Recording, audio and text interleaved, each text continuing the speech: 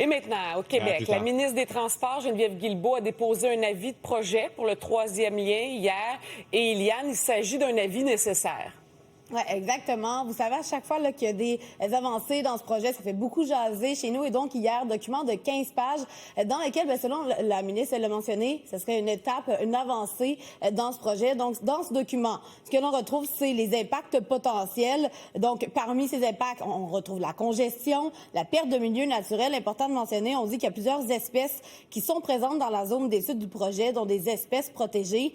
On note aussi une diminution de la qualité de vie des résidents à proximité et expropriation. C'est important de mentionner, là, ce ne sont pas que les citoyens de la Rive-Sud qui vont vivre les impacts. Ça va vraiment être ressenti sur les deux rives, puisqu'on mentionne dans le document, et je cite, « Le corridor est situé dans une zone fortement urbanisée ». C'est ce qu'on peut y lire.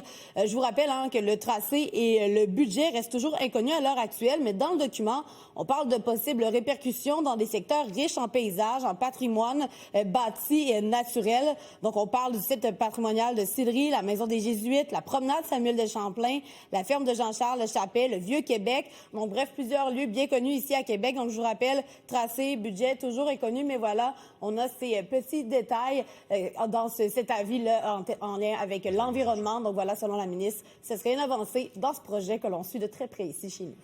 Merci, Eliane. Au revoir.